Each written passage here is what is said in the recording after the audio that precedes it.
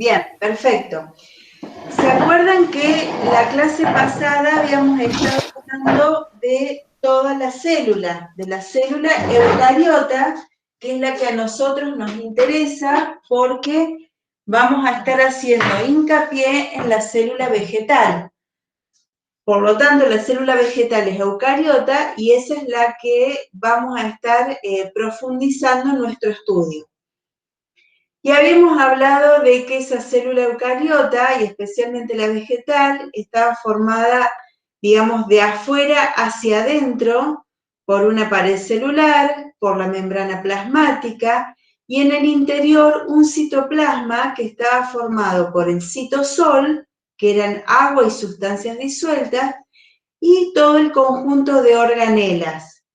Estuvimos hablando una por una de cada una de esas organelas, empezando por un sistema de endomembranas, que quiero que quede bien claro que ese sistema de endomembranas está formada por los retículos endoplasmáticos, ya sea liso o rugoso, y el aparato de Golgi. ¿Estamos? La comunicación entre retículo y aparato de Golgi se da a través de las vesículas que ellos mismos van produciendo. Luego hablamos de mitocondrias, cloroplastos, ribosomas, citoesqueleto, glioxisomas, peroxisomas, lisosomas, que eran todos tipos de vesículas que diferían por el contenido en su interior, ¿sí? Distintos tipos de enzimas que hacían que en su interior ocurran diferentes reacciones químicas. Eso era básicamente la célula eucariota. Pero es como que dejamos pendiente lo más importante, ¿sí? A mi juicio, que sería el núcleo. El núcleo, generalmente todas las células eucariotas tienen núcleo, por lo menos uno, algunas tienen más de un núcleo, y ese núcleo está formado por una doble unidad de membrana. Lo voy a dibujar grande acá.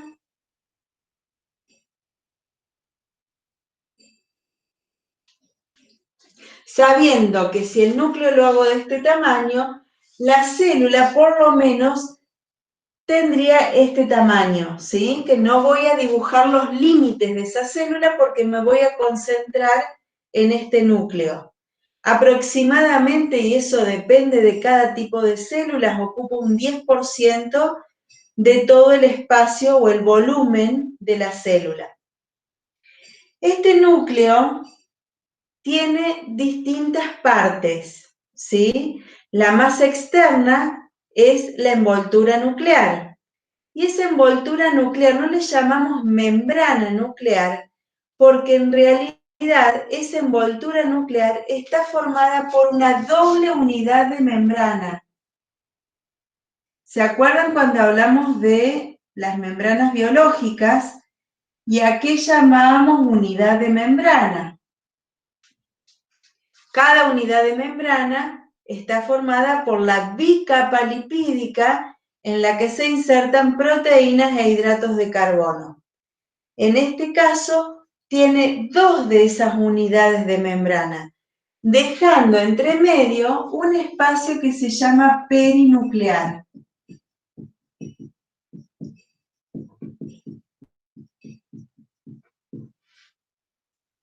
Y esta sería la membrana nuclear externa y esta sería la membrana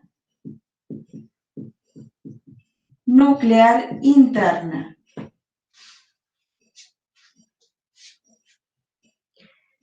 Pero esto no es todo, sino que además tiene dos capas más, una hacia el interior y otra hacia el exterior, formada por filamentos intermedios. ¿Se acuerdan que los filamentos intermedios eran parte del citoesqueleto? ¿Sí? La que da hacia el interior, esos filamentos se encuentran muy ordenados. Yo acá lo debería pintar todo, pero me quedo sin fibrón, así que voy a hacer una partecita solamente, que se llama lámina nuclear.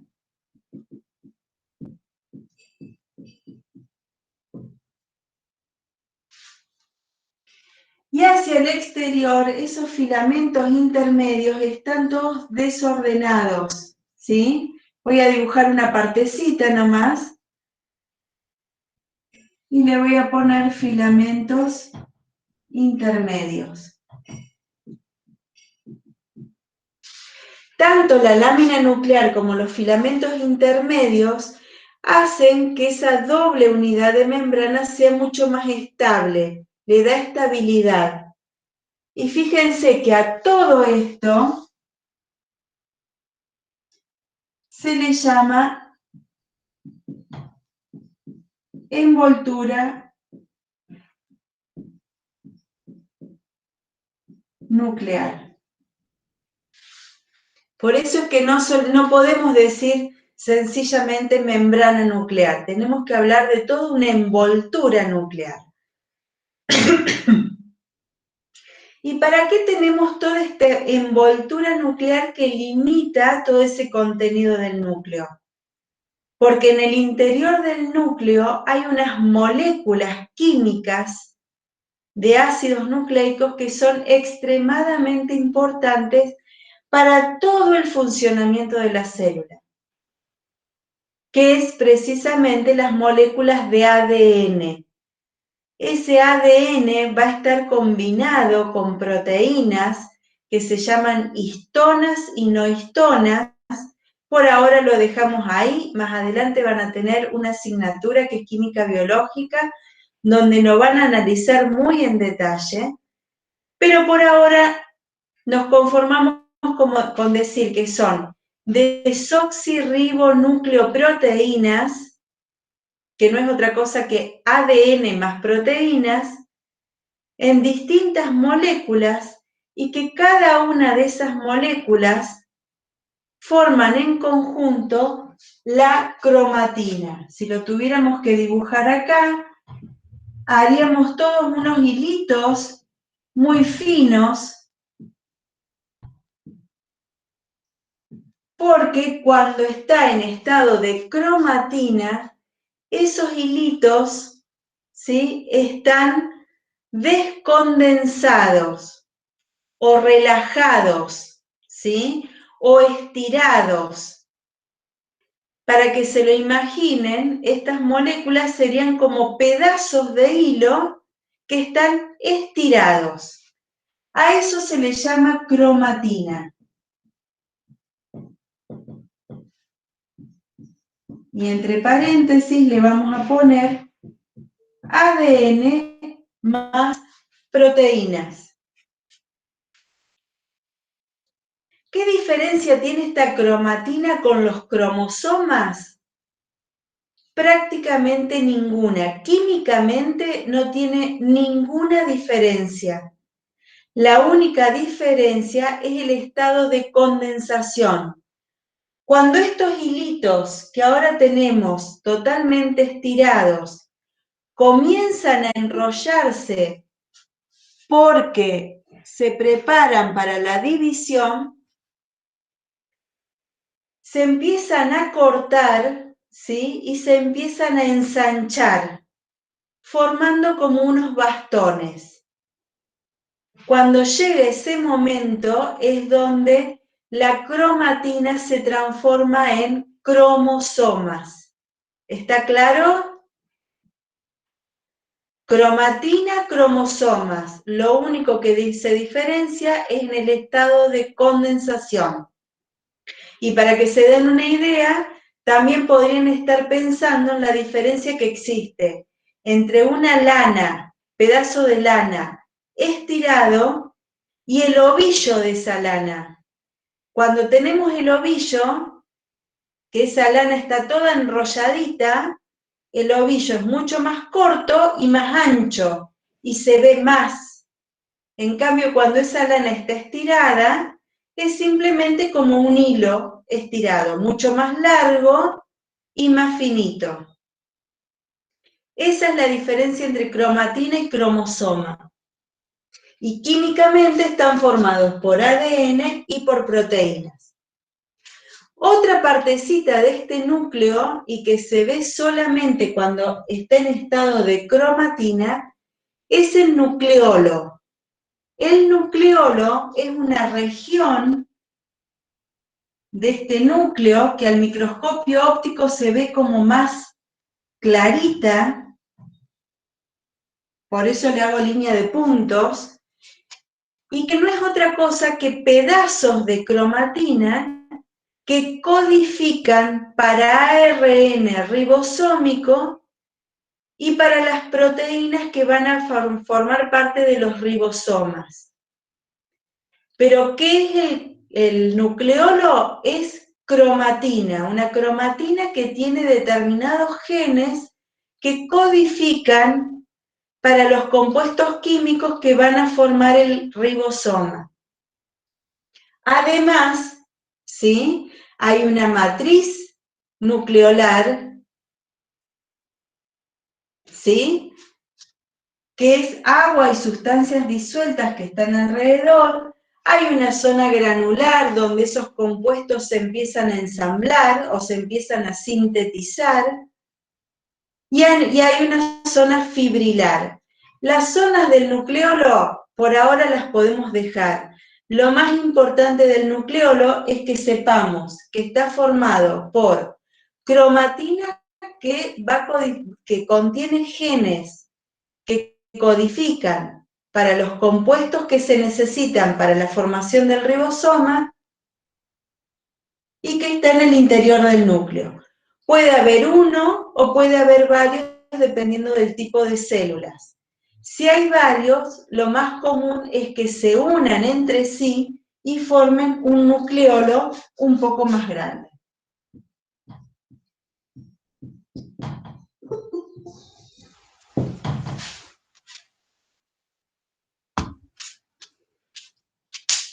Entonces, acá ya tenemos envoltura nuclear, tenemos cromatina, que dijimos que es igual a cromosomas, salvo las diferencias que ya nombramos, y tenemos el nucleolo. Y hay dos partes más. El nucleoplasma, que no es otra cosa que agua y sustancias disueltas en las que están inmersas toda la cromatina,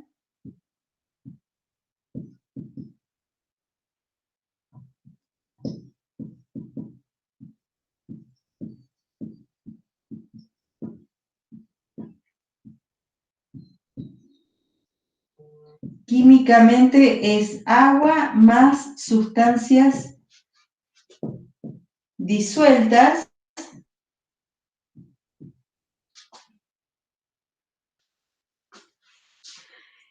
y una matriz nuclear, que no la voy a dibujar acá, ¿sí?, pero es el equivalente al citoesqueleto, pero en el interior del núcleo. Cada vez que hablemos de citoesqueleto, ¿se acuerdan que habíamos hablado de una especie de sistemas de andamios? Bueno, lo mismo ocurre en el interior del núcleo, y eso les sirve para que todas estas moléculas de ADN más proteínas, o sea, la cromatina, no se empiecen a enredar entre sí, ¿sí? Le da cierta estructura. Yo lo voy a poner acá, pero no lo voy a dibujar, tenganlo en cuenta.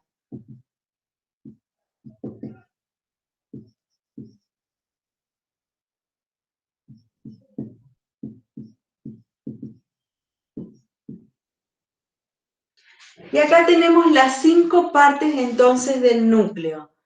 Envoltura nuclear por afuera, cromatina o cromosomas de acuerdo al momento del ciclo celular que esté atravesando esta célula, nucleoplasma, nucleolo y matriz nuclear.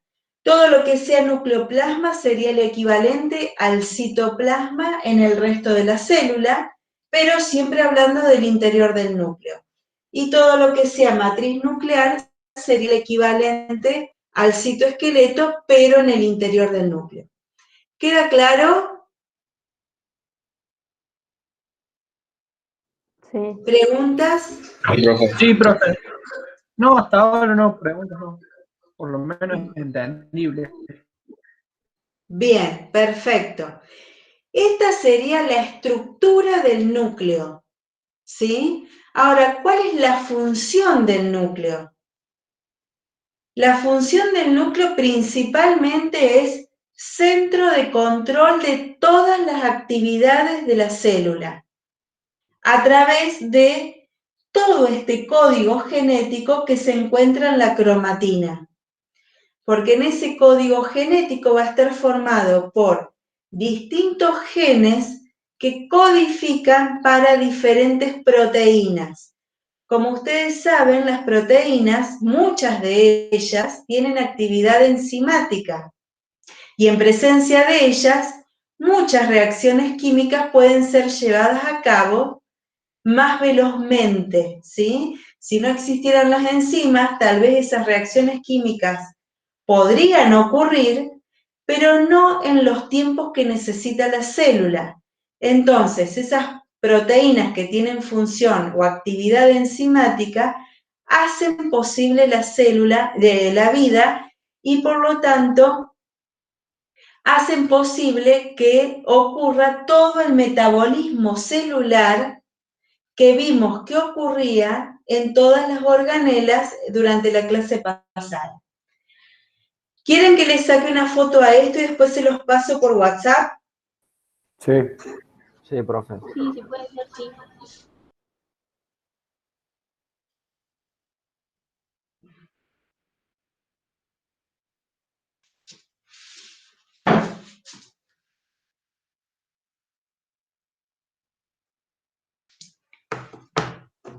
Bien, Ah, continuemos. profe, Sí, profe, ya que estamos ahí, mando un mensaje en el grupo que no se puede unir. ¿quién? Ahí le digo, profe. Carly te manda un mensaje en el grupo que no se puede unir, profe. Que dice que el código es inválido.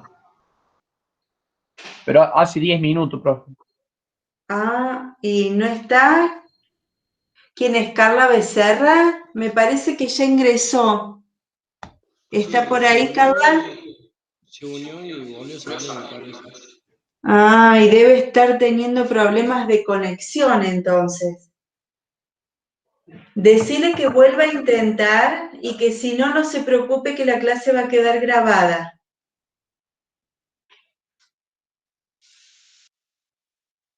Profe, una Sí, pregunta. sí. Yo me equivoqué de fecha del plazo de entrega del trabajo. Sí, Pensé que era el 12 y era el 10.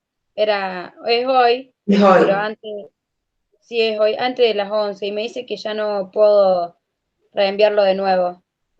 Ya voy a extender los plazos, así lo podés hacer. Eso me hace Yo el acordar. trabajo lo tengo hecho, pero no me deja subirlo. Bien, ya voy a extender el plazo. Dame hasta la noche y extiendo el plazo y ya lo vas a poder cargar. Genial, profe. Gracias. Eso me recuerda que, digamos, hacerles énfasis en que tienen que entregar todos los trabajos para tener el ingreso aprobado. Si no, no van a aprobar el ingreso. Todos los que tienen en alguna de las actividades rehacer, asegúrense de volver a mandar hasta que les aparezca aprobado, porque si no, ese trabajo les va a quedar pendiente y no lo van a poder aprobar, ¿sí? ¿Se entendió? No es solamente el examen. Sí, profe. No es solamente el examen para aprobar el ingreso, sino que también tienen como requisito haber entregado todos los trabajos. Bien, yo voy a borrar esto.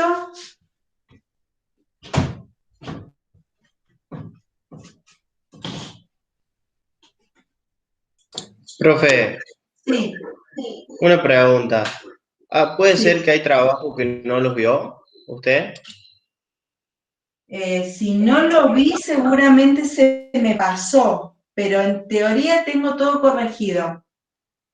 ¿Cómo es tu nombre? Simón Borgarelo. Bien, ya me voy a fijar. ¿Cuál es la actividad que no te aparece corregida? La número 3. Bueno, ya me voy a fijar. Bueno, Después, en todo me, caso, por el grupo de WhatsApp, todos los que consideren que han enviado actividades y no les aparece corregida, díganme, así yo me fijo y vemos si hay algún problema. ¿Estamos? bueno. Bien, Profe, sí. a mí me queda una duda porque justo se me cortó el internet. ¿Los Sí. cromosomas en qué estado estaban? Están condensados y eso ocurre solamente durante la división. Ya vamos a entrar en el ciclo celular y lo vamos a ver bien. ¿Estamos? Muchas gracias. Bien. Sí, sí. Bueno, entonces quedamos que la cromatina y los cromosomas químicamente es lo mismo, ¿sí?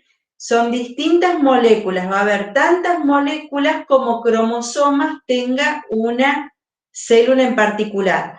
Por ejemplo, las células del ser humano, nosotros tenemos 46 cromosomas, por lo tanto hay 46 moléculas de desoxirribonucleoproteínas, que es lo mismo que decir ADN más proteínas, tanto histonas como no histonas.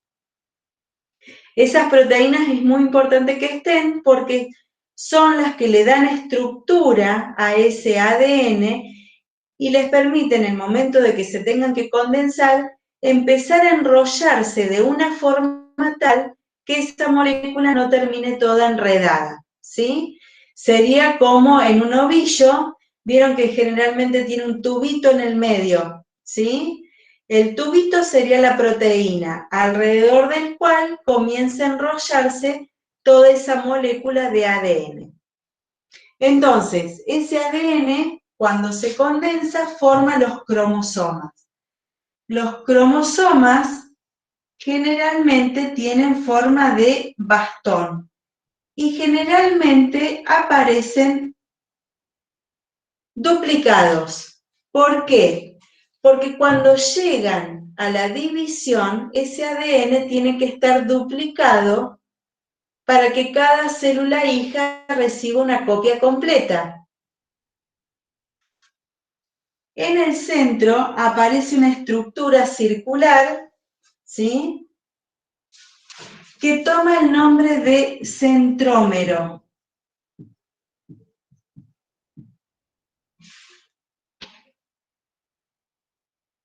Y cada uno de estos bastoncitos toma el nombre de cromátida. Y fíjense que acá empiezan a aparecer un montón de nombres que son muy parecidos entre sí y que significan diferentes cosas. Por lo tanto, empiecen a prestar mucha atención a cada palabra, eso es el vocabulario específico. Todo esto es una cromátida y todo esto es otra cromátida. Son copias idénticas, por eso se las llama cromátidas hermanas. Porque son idénticas. Y esta duplicación del ADN ocurrió, ya vamos a entrar más en detalle, pero en la fase S de la interfase correspondiente al ciclo celular. No es que esto es una cromátida y esto es otra cromátida. Fíjense bien que estoy marcando esto como una cromátida y esto como otra cromátida. Y en realidad serían 2 moléculas de ADN más proteínas.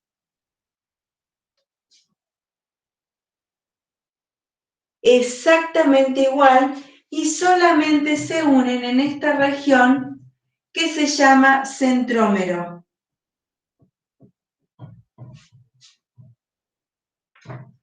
La ubicación de ese centrómero indica el tipo de cromosoma. Si ese centrómero se ubica justo en el medio, fíjense que deja definido 2 brazos.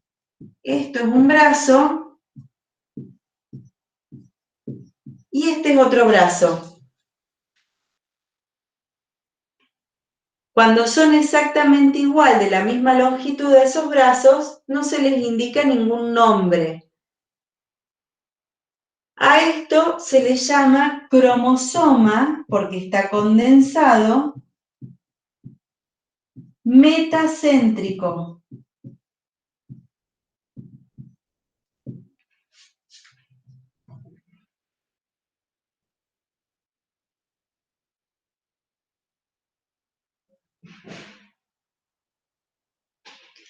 Si ese centrómero se desplaza hacia uno de los extremos, aparecen los distintos tipos de cromosomas, como por ejemplo, cuando se desplaza un poquito hacia uno de los extremos, dejando un brazo más corto y un brazo más largo, el más corto toma el nombre de brazo P y el más largo de brazo Q. Y a este se le llama submetacéntrico.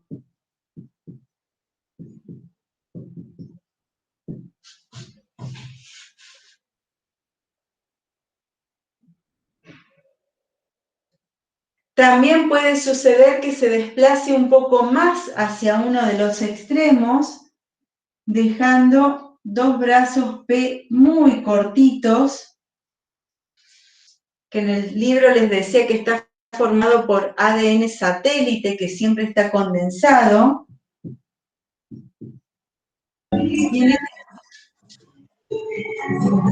Profe, Sí. una pregunta. Yo tenía que rehacer el trabajo número 3, lo hice y me parece como que lo tengo que entregar, algo así, pero yo lo entregué. Lo vemos después por el grupo de WhatsApp, ¿sí? Bueno, gracias. Y vemos qué pasó. Bueno, Cuando entonces el centrómero se desplaza prácticamente hacia todo el extremo, dejando un brazo P muy cortito, el cromosoma se llama acrocéntrico.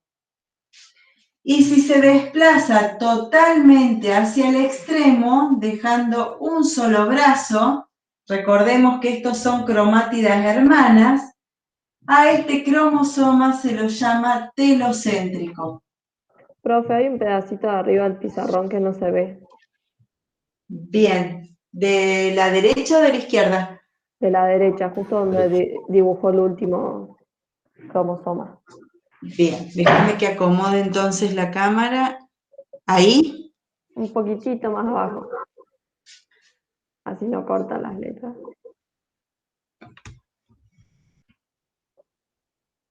¿Ahí? Ahí se ve bien. Bien. Gracias.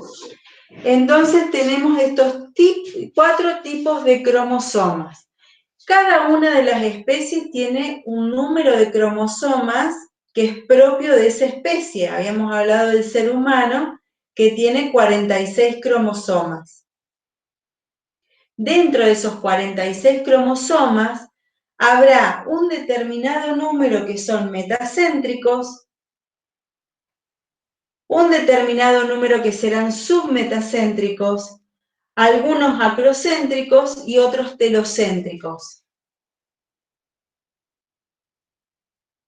La cantidad de cada tipo de cromosomas, ¿sí?, que generalmente se los ordena de a pares, y donde aparecen todos, a eso se los llama cariotipo.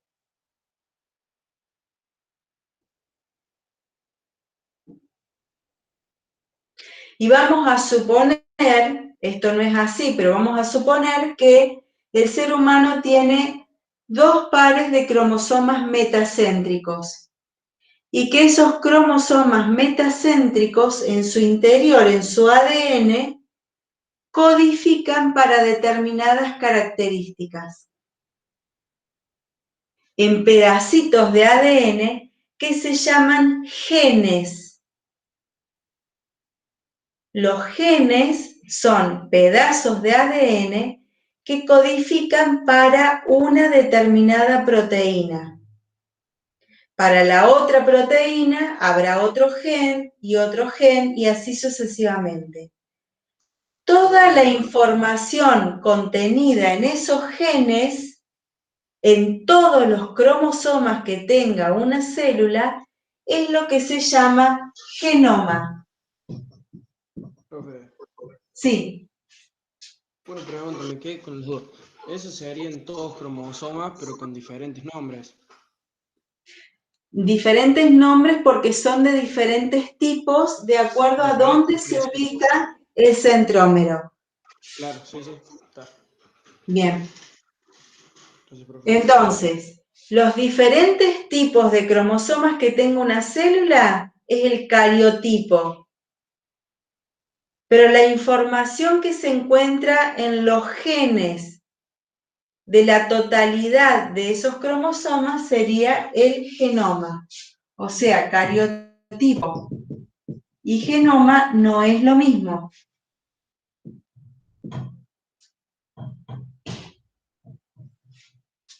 Cariotipo va a la forma de los cromosomas. El genoma es la información contenida en genes.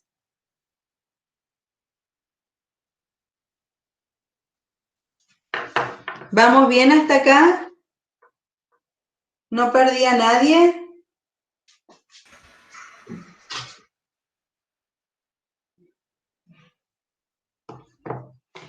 Si no perdí a nadie, vamos a continuar. Yo voy a borrar los nombres, ya les saqué foto. Profe, ¿esto está Sí. en alguno de los cuadernillos que nos imprimimos? Claro, en el libro de texto, en el misterio de la vida. Ah, genial, genial. Sí, para pegar un repaso después. Esa es la idea. Una vez que ustedes hicieron la actividad para la cual tuvieron que leer, sabiendo que leer significa leer muchas veces, porque hay que entenderlo. Hicieron la actividad, tuvieron la clase, se sacaron todas las dudas, luego tienen que volver al libro para terminar de entender el tema. Si aún continúan con las dudas, me avisan y organizamos una clase de consulta. En el grupo de WhatsApp, ¿podrías poner los temas que vamos a rendir? Sí, que es todo lo que vamos a dar en estas clases y han estado manejando las actividades. Pero después yo se los voy a poner. Dijimos que este es un cromosoma metacéntrico. Cromosomas metacéntricos en una célula, a lo mejor hay varios, ¿sí? Vamos a suponer que tenemos este, vamos a suponer que tenemos otro que es más chiquito, pero que también es metacéntrico, porque sus brazos son de la misma longitud, ¿sí?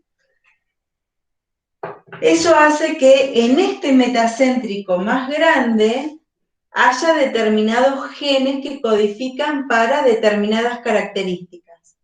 Y en este otro metacéntrico hay otros genes que codifican para otras características, como por ejemplo, vamos a suponer que en este está la información que determina el color de ojos, mientras que en este otro hay información que determina el color de pelo, por decirlo de alguna forma, estamos suponiendo.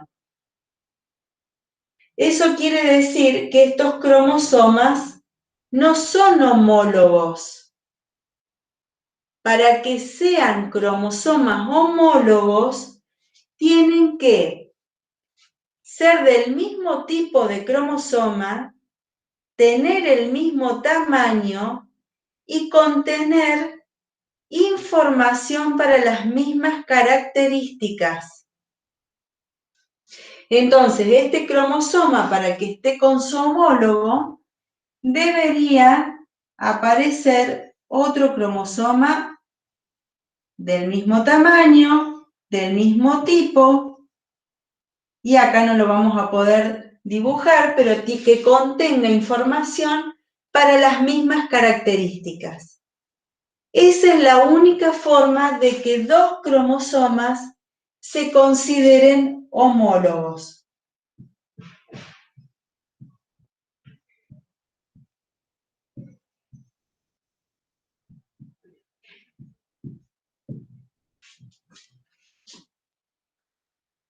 Para que este otro cromosoma metacéntrico, que es del mismo tipo que este otro, pero no tiene el mismo tamaño y no codifica para la misma información genética, tiene que aparecer otro con esas mismas características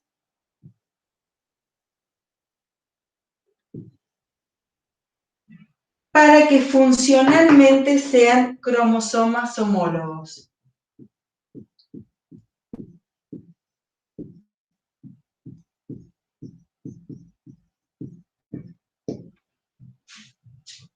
Entonces, mismo tipo, mismo tamaño,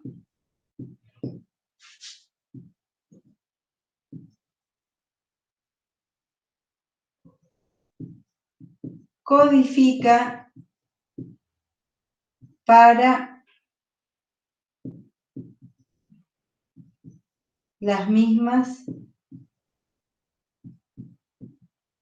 características. ¿Se entendió? Este metacéntrico con este metacéntrico no son homólogos. Tienen que tener todo esto para que sean homólogos. Y si una célula tiene dos de cada par, significa que la célula es diploide.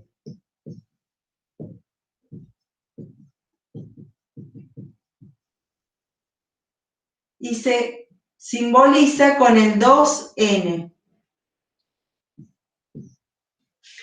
2 porque es diploide, hay dos en cada par. Y N es el número de cromosomas de cada tipo. Por ejemplo,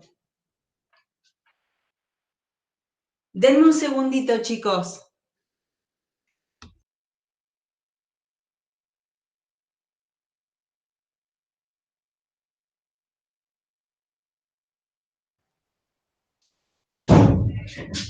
N es la cantidad de cromosomas diferentes que tenga una célula. En el caso del humano es 23, ¿sí? Entonces, como nuestras células son diploides, sería 2 por 23 es igual al número total 46. Se dice que las células del ser humano serían 2N igual a 2 por 23, que serían este 2N, reemplazando el N por el 23, y en total tendría 46 cromosomas. En las células sexuales se dice que hay un juego de cada cromosoma, que en el ser humano serían 23 cromosomas, pero no son cualquier cromosoma. En esos 23 tiene que haber uno de cada uno de esos pares de homólogos. Uno de cada uno del par. Entonces, debería haber uno de este, suponiendo que tenga metacéntricos también. Si este es el par, va a tener uno solo de estos. uno solo acrocéntrico, y así sucesivamente con los 23 pares de cromosomas que tiene. No puede tener 2 de este par, 2 de este, 1 de este y así hasta 23, porque no recibiría la copia completa de información que tiene para poder multiplicarse. ¿Se entendió eso? Es importantísimo. ¿Cuál sería ese? ¿Cómo? ¿Cuál sería?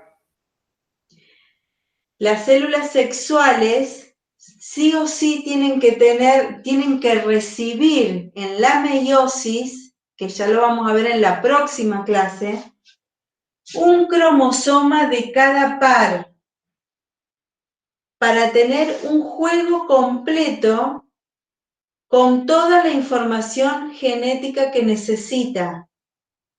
No puede recibir estos 2 de este par, estos 2 de este par, y así completar con 1 de esto, 2 del otro. No, no es al azar.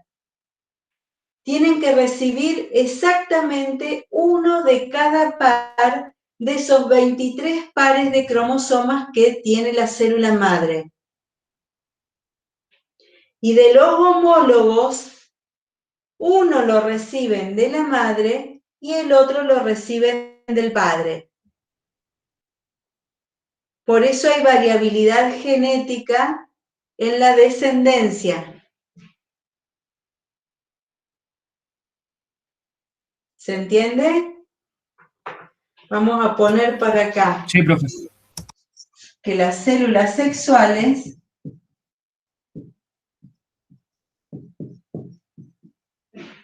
son haploides, que significa que tienen un juego completo de cromosomas, y eso se simboliza con N. Cada vez que vean N, significa que la célula es haploide, y haciendo la analogía con el ser humano, en este caso es 23 cromosomas.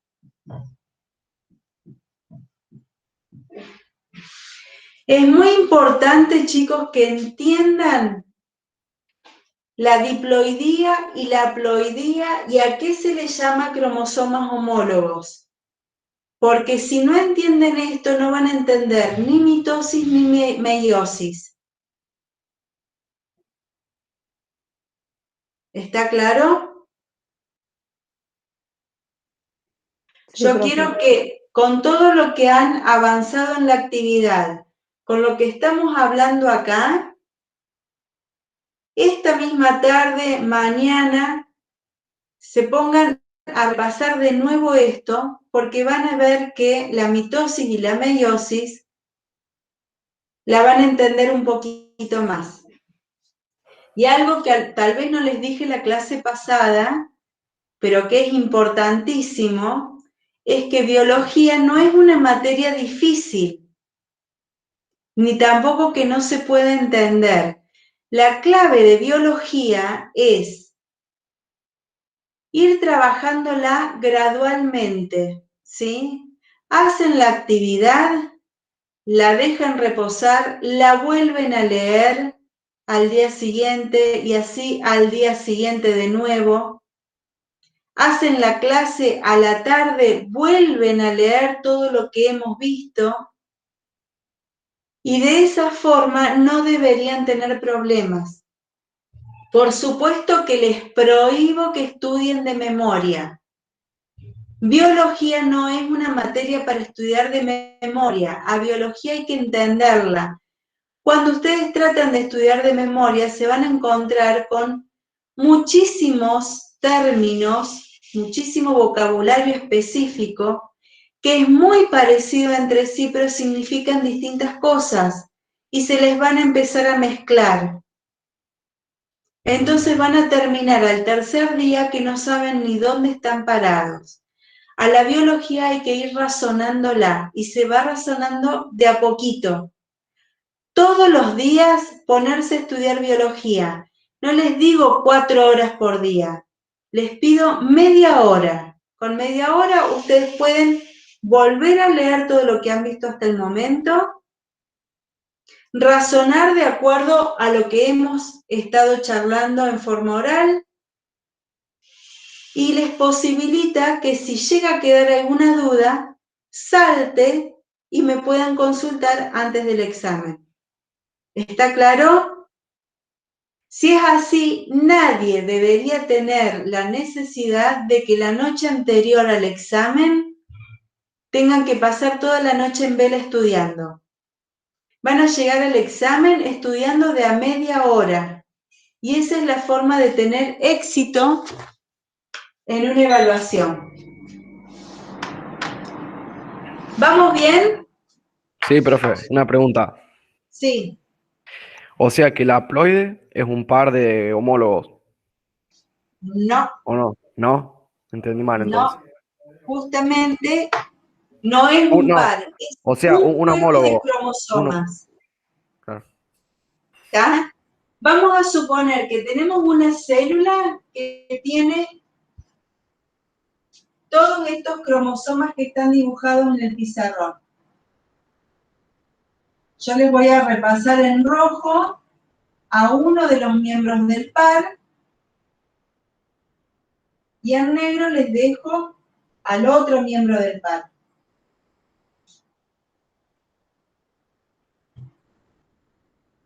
No sé si se alcanza a ver el rojo sobre el negro.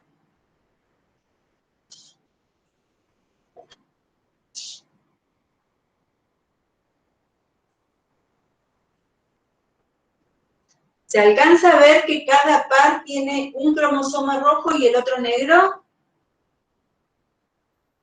Sí, un poco sí. ¿Sí? Bueno, vamos a borrar esto.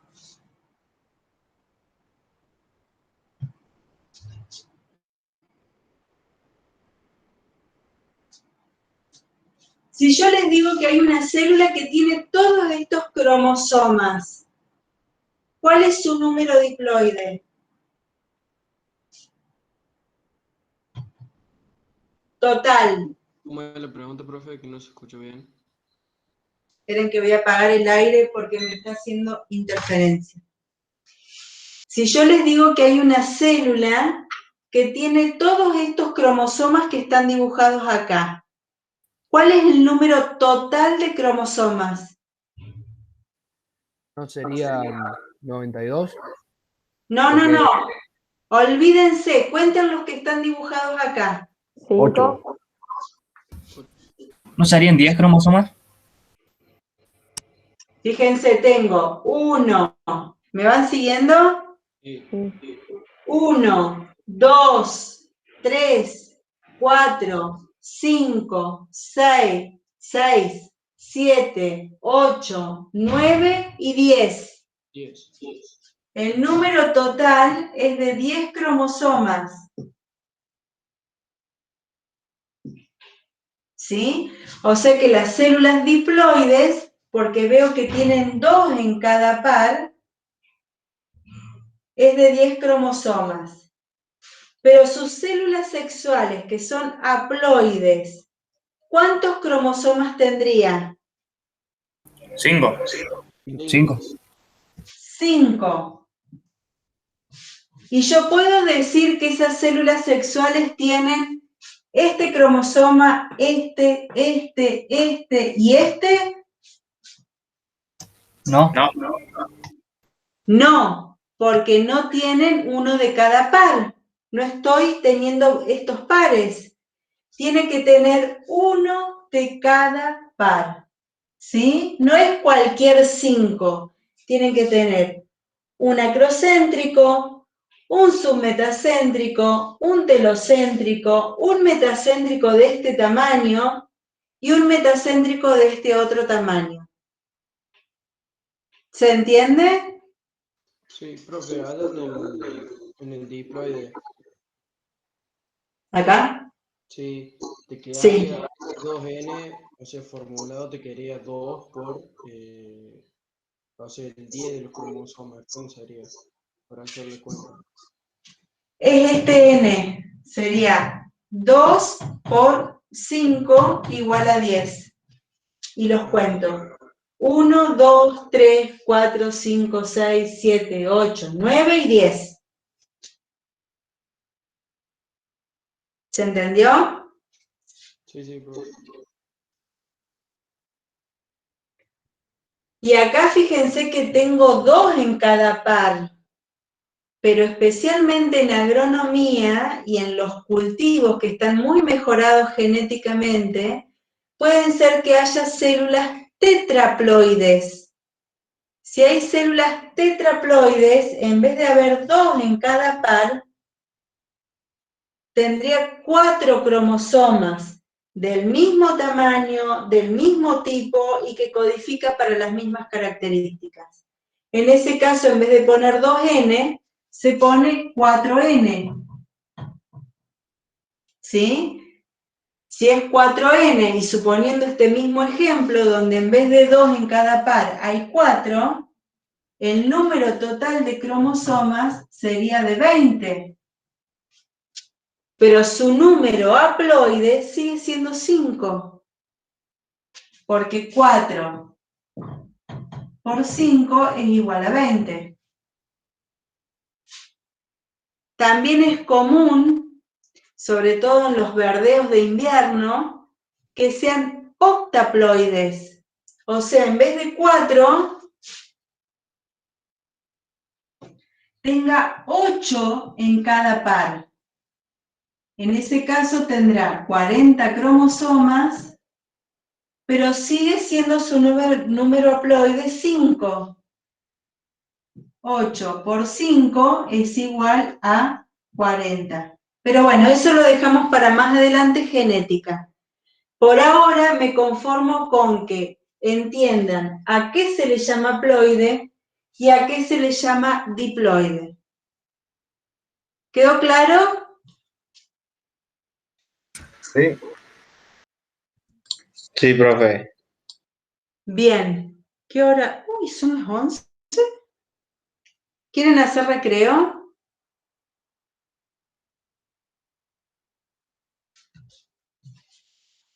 Chicos, ¿quieren que cortemos un ratito o seguimos y terminamos un ratito antes? Por mí seguimos y terminamos antes. Sí, por mí también. Dale. Sí, sí. Bueno, muy bien. Voy a borrar esto.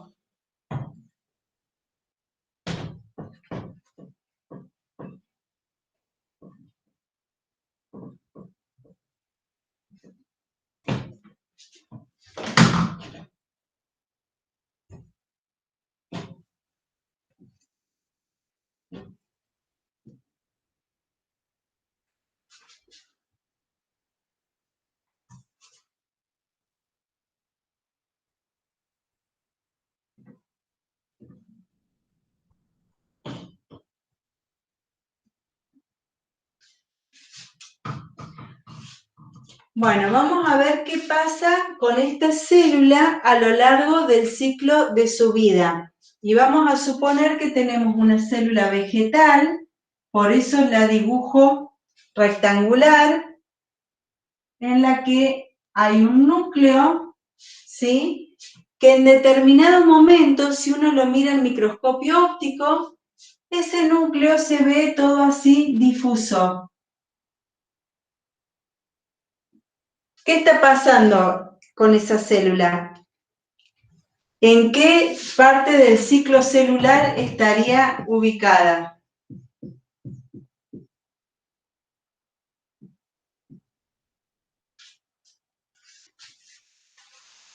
¿Alguien sabe? No. Es simple.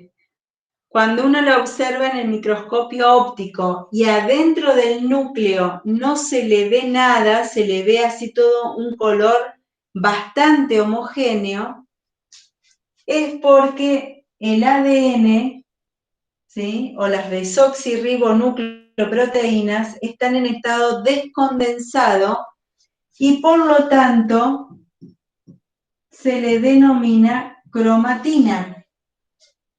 ¿Se acuerdan la diferencia entre cromatina y cromosomas? Cuando el núcleo tiene cromatina, esta célula está atravesando la interfase. Generalmente el ciclo biológico, el ciclo celular, se lo representa con un círculo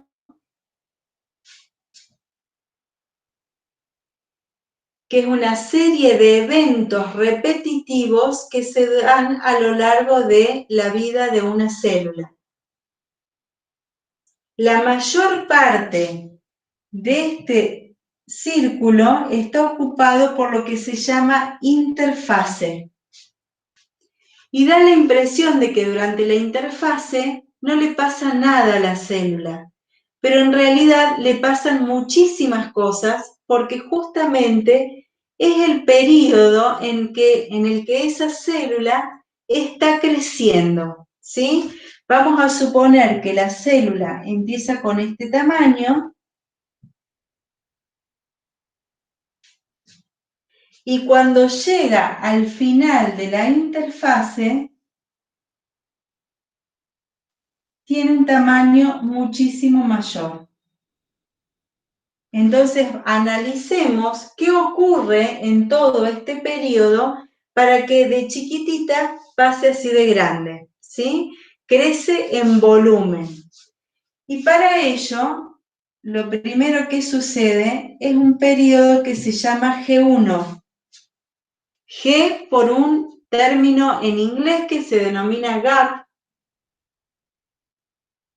que es cuando ocurre la síntesis de la mayoría de sus compuestos químicos. Y también las organelas que necesitan duplicarse, como por ejemplo mitocondrias y cloroplastos, o plastidios en general, porque siempre hablamos del cloroplasto porque a nosotros es el que más nos interesa, es donde ocurre la fotosíntesis.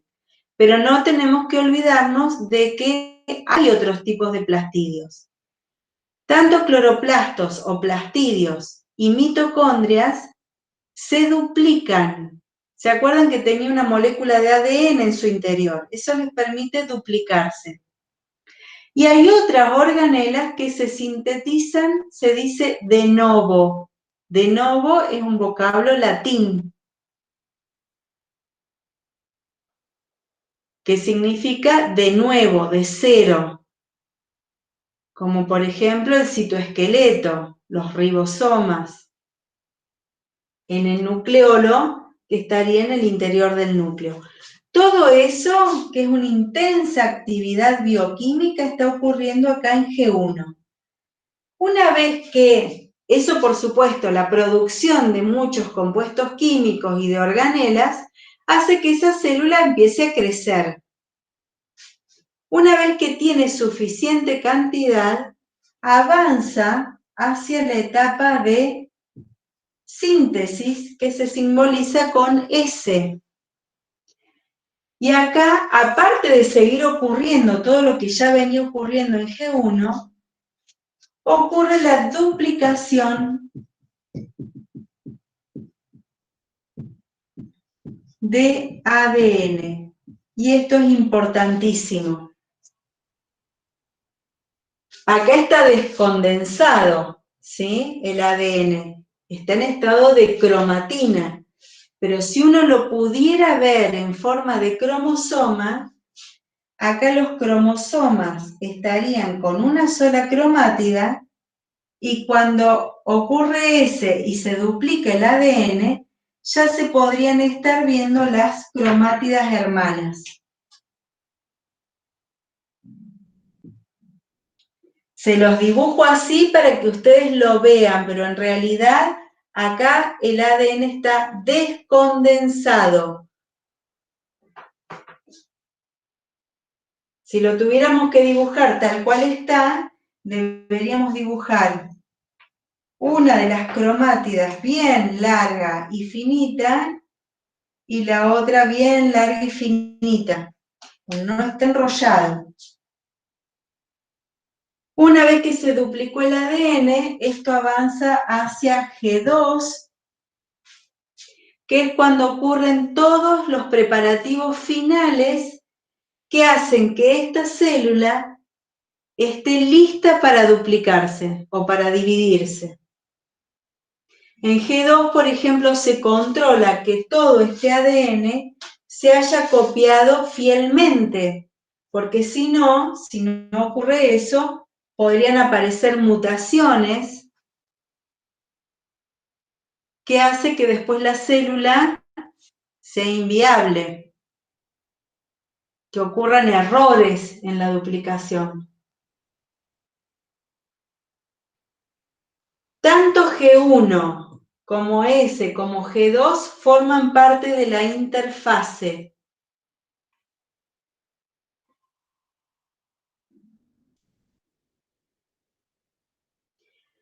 Una vez que avanzó por G2 y ya la célula creció, tiene todos los compuestos químicos que necesita, tiene su material genético duplicado y todo se hizo correctamente, avanza hacia otro periodo que se llama de división. En este periodo, si es una célula somática, esa división implicará a la mitosis. No se ve, profe, abajo. ¿No? Si bajo la cámara, ahí. ¿Se ve o no se ve, chicos? Ahí sí, profe. Sí, sí. Bien. Que la mitosis es un tipo de división específica de las células eucariotas que involucra una serie de etapas en que por las estructuras que están involucradas se aseguran que las células hijas resultantes reciban una copia de cada uno de los cromosomas que tiene la célula madre. Esa división termina con otra etapa que se llama citocinesis. Cito significa célula, cinesis división. Es la división de la célula. Entonces, a grandes rasgos tenemos interfase, división y citocinesis. Si queremos entrar en detalle, decimos que la interfase está formada por G1, por S y G2. La división, que pueden ser mitosis o meiosis según el tipo de célula madre que tengamos, y esa termina con la citocinesis.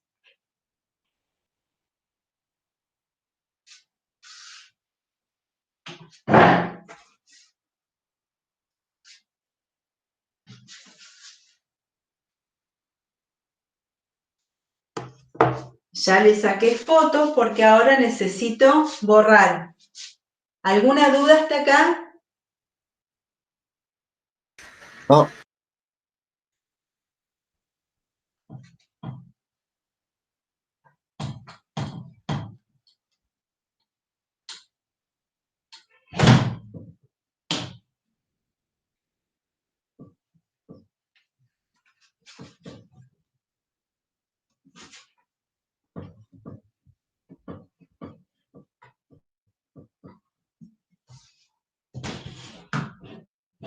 Profe, ¿G0 sería una etapa que está dentro de G1?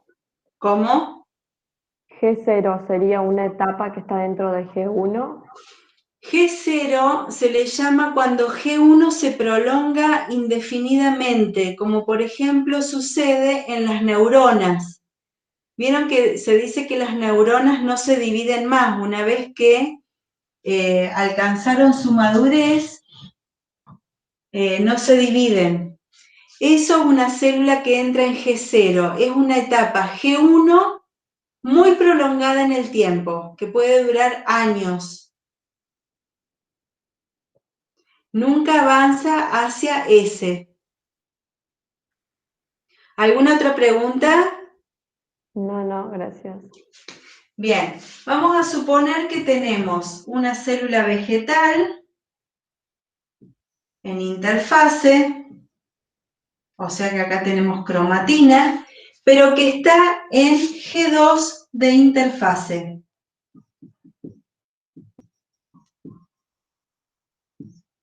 Si está en G2, todos los cromosomas que están acá adentro ya están duplicados, o sea que ya tienen cromátidas hermanas. Está en G2, realizó todos los procesos de control, está todo correcto, avanza hacia la división. Cuando entra en división, la primera etapa de esa división es la profase. Y en la profase, la cromatina empieza a condensarse y comienzan a ser visibles los cromosomas. Vamos a suponer que esta célula tiene solamente 4 cromosomas. Vamos a suponer que tiene un metacéntrico y un telocéntrico como para un par metacéntrico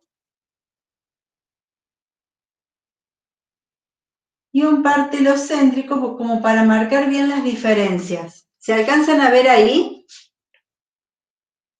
Fíjense que acá no se los dibujo porque están descondensados, no se ven.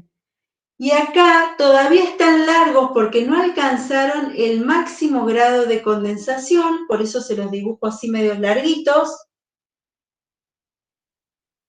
Uno del par se los dibujo en negro y el otro del par se los dibujo en rojo. Este sería el par metacéntrico y este sería el par telocéntrico. O sea que esta célula es una célula diploide, 2N igual a 4. ¿Vamos bien hasta ahí? Durante esta primera fase que se llama profase de mitosis, la envoltura nuclear comienza a descondensarse. Y se las dibujo con línea de puntos porque todavía se ven ciertos pedazos, pero no de la misma forma que se ve acá.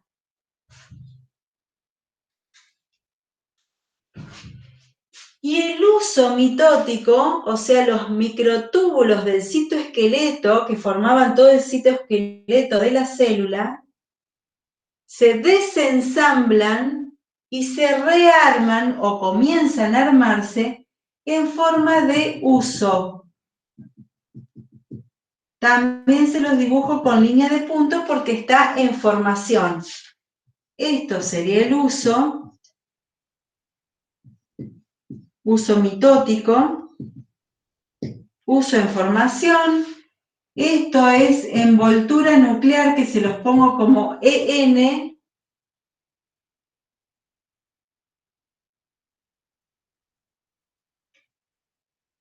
A esto le pongo cromosomas metacéntrico. Y esto es cromosoma telocéntrico. ¿Sí? Esta especie tiene esos 4 cromosomas solamente. Para sacarnos de la cabeza que todos tienen 46. Solamente la especie Homo sapiens tiene 46. El resto de las especies, tanto animales como vegetales, tienen cada uno su número de cromosomas. Esto, por ejemplo, por supuesto, estos límites los ponemos nosotros para poder estudiarlos, pero esto es un proceso continuo, ¿sí?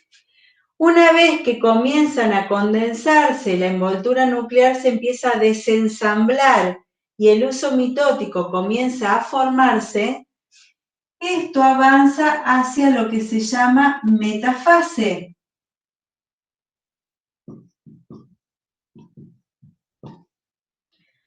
En metafase, el uso está completamente formado, tiene muchas fibras formadas por los microtúbulos, y en metafase cada uno de estos cromosomas a través de su centrómero se enganchan a una fibra diferente del uso. Por ejemplo, el cromosoma metacéntrico se engancha en esta. Ahora está mucho más acortadito. Vamos a hacer bien cortito para que se note la diferencia. Vamos a suponer que el metacéntrico rojo está acá, se enganchó a esta otra fibra del uso, y el telocéntrico se enganchó uno acá y el otro acá. Se engancha por el centrómero, por eso es que las cromátidas o los brazos quedan hacia cada uno de esos lados. Esto sería una cromátida y esta es la otra cromátida. En el telocéntrico, esto es una cromátida y esta es la otra cromátida. Y fíjense que en metafase, esos cromosomas enganchados a las fibras del uso se alinean en una región que se llama ecuador. Como si esto fuese la Tierra, acá están los polos en los extremos y en el medio se le llama ecuador.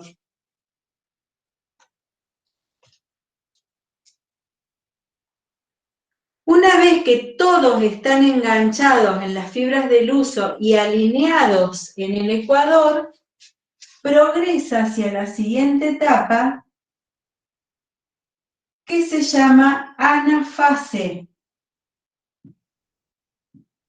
Acá en la anafase el uso también está formado, pero ¿qué sucede? Cada uno de los centrómeros correspondientes a cada uno de los cromosomas se divide a la mitad y esas fibras que están en tensión arrastran una cromátida hacia un polo y la otra cromátida hacia el otro polo. Síganme con este cromosoma metacéntrico. Esta cromátida es arrastrada hasta este polo y la otra cromátida hacia el otro polo. Siempre guiados por el centrómero. Por eso se dibuja un brazo hacia un lado y el otro brazo hacia el otro lado. Y lo mismo sucede con la otra cromátida. Si tenemos el metacéntrico rojo, sucede lo mismo. Fíjense que están en la misma fibra del uso. Y el telocéntrico pasa lo mismo.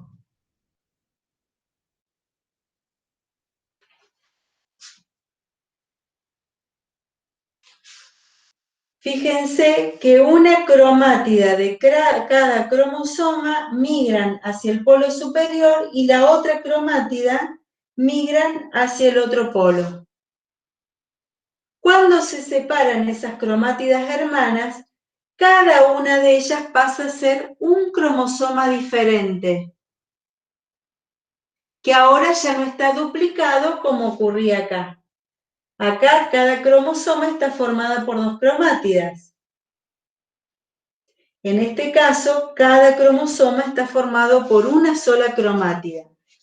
A esta fase dijimos que se le llama anafase.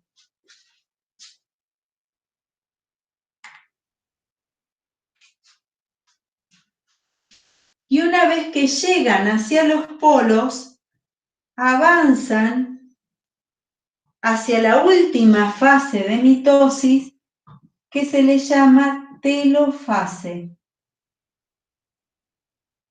que es la fase final, donde acá ya tenemos cada cromosoma formado por una sola cromátida. En el centro tenemos el centrómero, este sería el metacéntrico, acá estaría el otro homólogo del par metacéntrico, acá tendríamos uno de los telocéntricos y acá tenemos el otro telocéntrico.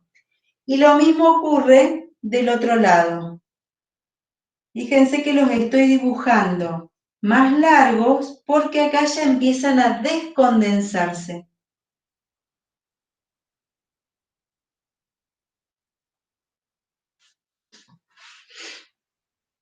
Y acá ocurre exactamente lo contrario a lo que ocurría en profase, porque acá comienza la formación de la envoltura nuclear alrededor de cada grupo de cromosomas, todavía no está completamente formada, por eso la dibujo en línea de puntos, y todo lo que era uso comienza también a desensamblarse. Por eso también lo dibujo en línea de puntos.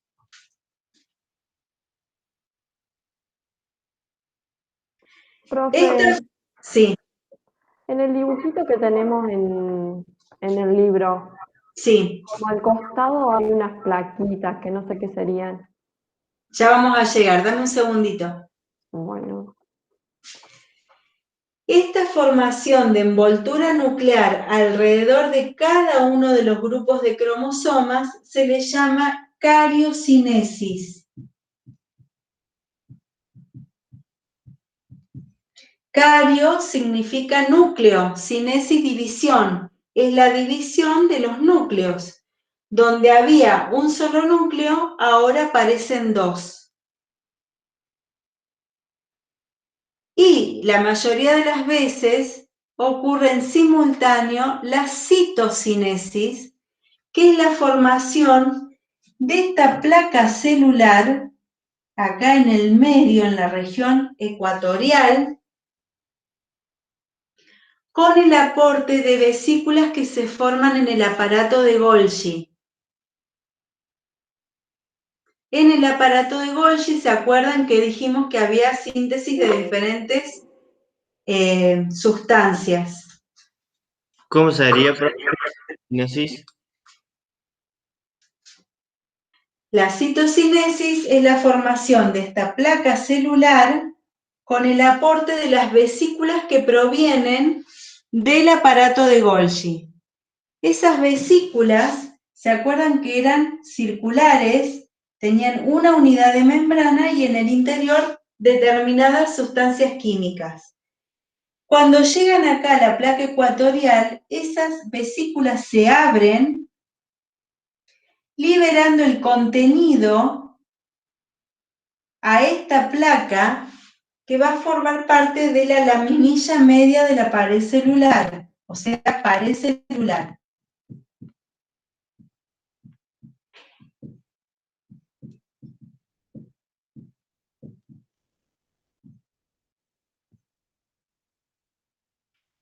Y la membrana que la rodea va a pasar a formar parte de la membrana plasmática de esas nuevas células. Lo mismo ocurre del otro lado, con el aporte de las vesículas, y así esto va creciendo y progresando hacia las paredes laterales hasta que terminan siendo dos células diferentes. Denme un segundito que se está acabando la batería, voy a ver qué está pasando.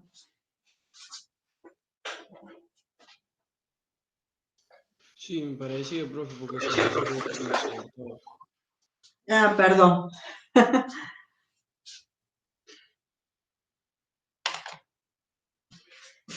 A esto se le llama placa celular.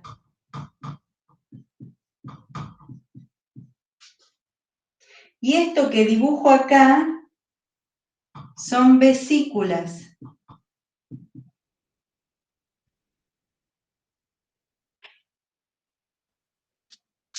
Que van aportando el material para que esa placa celular pueda ir creciendo hacia un lado y hacia el otro, hasta completar y llegar a las paredes laterales. Cuando eso sucede, la pared celular entre ambas células y la membrana plasmática de cada una de estas células queda formada. La envoltura nuclear que había estado formándose acá ya terminó de formarse y los cromosomas se terminan de descondensar pasando nuevamente al estado de cromatina. Cuando todo eso sucede, estas dos celulitas entran nuevamente en interfase, pero en este caso en el periodo G1.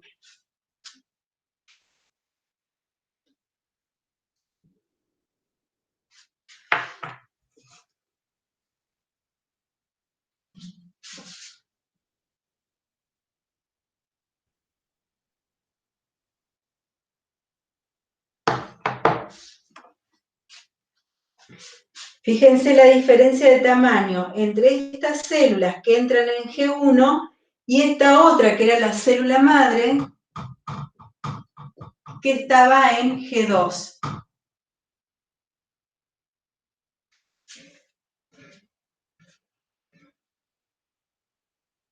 ¿Se entendió?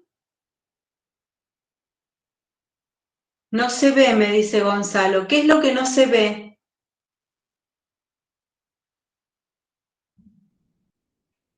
¿Este rincón?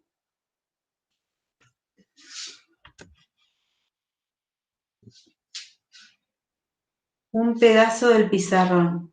Claro, se refiere a más arriba, profe. Lo de arriba, igual yo ya le saqué fotos, ¿eh? Así que quédense tranquilos. Ahí está. Bueno. ¿Se entiende? Esta célula madre dijimos que era 2n igual a 4. ¿Sí? Lo habíamos puesto acá. Estas dos células hijas, que sería el resultado de esta división. Ahí si está escribiendo no se ve abajo, profe. Ahora bajo la cámara. Dale. Estas dos células hijas, fíjense que tienen 1, 2, 3, 4 cromosomas cada uno, 2 en cada par, por lo tanto son diploides, con 4 cromosomas en total, y son genéticamente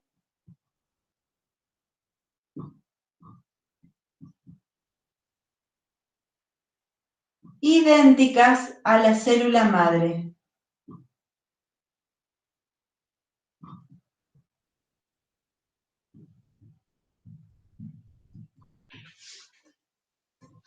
¿Por qué es importante que yo diga genéticamente idénticas a la célula madre?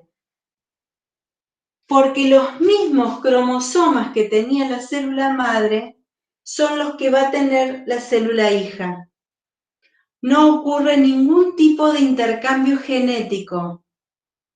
Lo único que hizo fue duplicar y darle a cada hija exactamente lo mismo.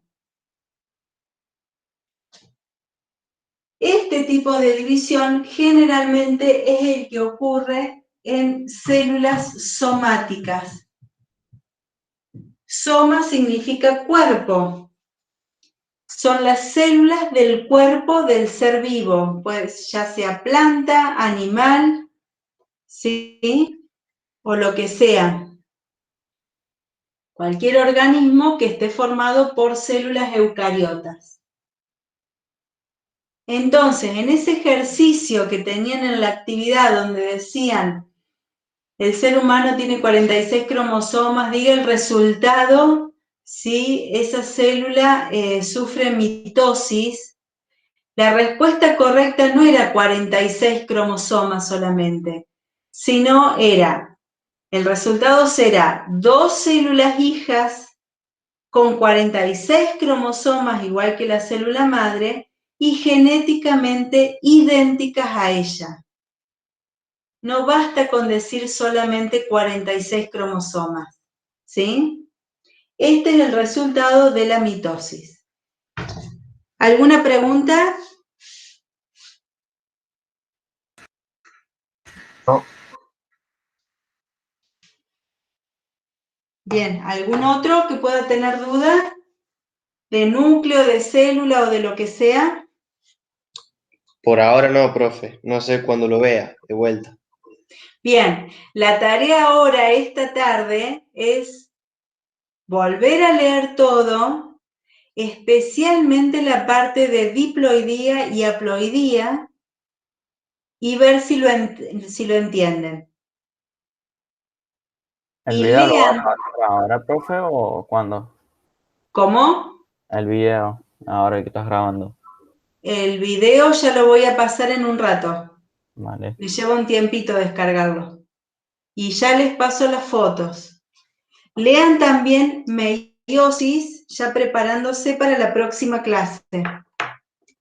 Porque es importante que lleguen a la clase con todo estudiado, porque de esa forma pueden aprovechar más por si tienen dudas.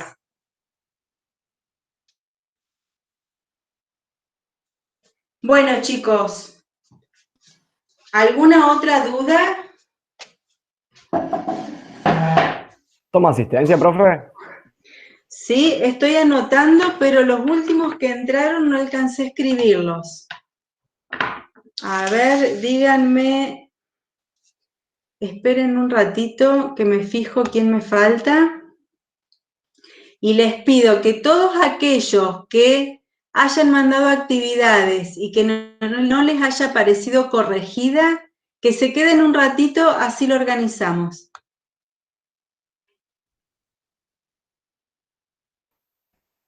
Profe, Sí, yo tengo una actividad que no la entregué. La última. sí. ¿Cuándo se la podría entregar o cómo se la podría entregar? Ya ahora, cuando terminemos la clase, voy a extender los plazos, así las pueden cargar En Evelia. en Evelia. Listo, muchas gracias. Yo entregué ayer el trabajo que tenía que rehacer, así que no sé. Ese todavía seguramente no lo vi. Ah, no. A ver, chicos, tengo anotado Capetini, Artigues, Berté, Castaño, Bonino, Altamirano, Boaglio, Arnaudo, Valladares, Alasia, Bazán, Borgarello, Bustos, Algarve, Besone, Benítez Facundo, Becerra Jonathan, Audrito Grassi, Casero Tisera, Bringas, Benítez Lucía, Casas, Becerra Tania, Bagatoli, Bocardo, Abitbol. ¿Me falta alguien? ¿Estamos todos? Parece que sí. Se ve que sí. Bien, chicos. Entonces, acá termina la clase.